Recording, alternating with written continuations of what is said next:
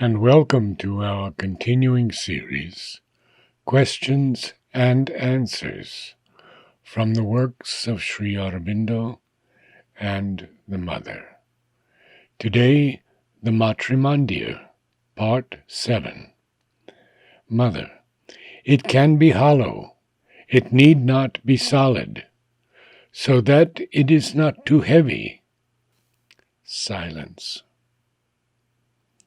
This underground entrance.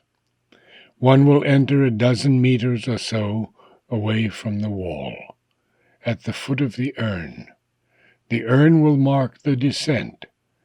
I must choose from which side exactly.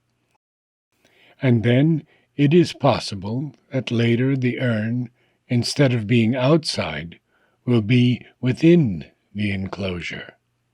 So perhaps we could simply put a great wall all around, and then the gardens.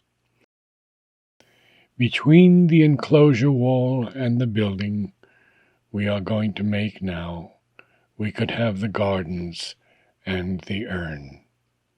And that wall will have one entrance, one or several ordinary doors.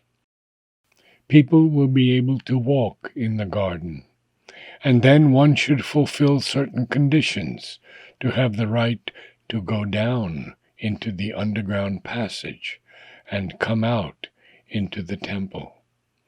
That must be something like an initiation, not just like that, no matter how.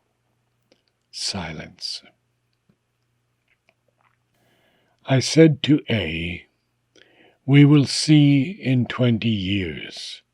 So that calmed him down. But the first idea was to surround it with water, to make an island, so that one would have to cross the water to be able to reach the temple. It is quite possible to make an island. 17 January 1970. Mother, what did you want to tell me? Disciple, I had a visit from C and G. There are two things. But first there is the plan of the center, more precisely, of the outside of the center. Mother, the outside, I have seen nothing. There is a sketch, it is a sketch by F. I did not see anything at all, and I am open to all suggestions. And then? Disciple, C explained something to me which I found very beautiful, which I would like to submit to you. Disciple, when you spoke about this center, as a matter of fact, for the outside you said, I don't know if the walls will be sloping or if it is the roof which will slope. You seem to have some hesitation. So C says that he received a kind of inspiration, and that he has seen something very simple, like a great shell, one part of which would come out of the surface, and another part which would be buried in the ground.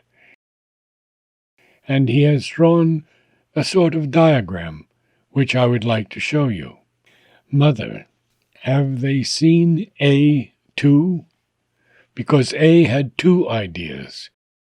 He came to see me with two ideas, and I told him which of the two I preferred. But nothing is decided yet, and A is to make a sketch of his ideas. So I will see what C says, and then I will tell you A's idea. E unrolls the plan. So you see, here is the outside, which would be simply like a shell.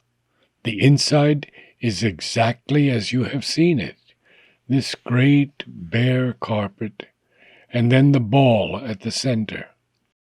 And what led C to his inspiration was that you had said one should go underground and come up again.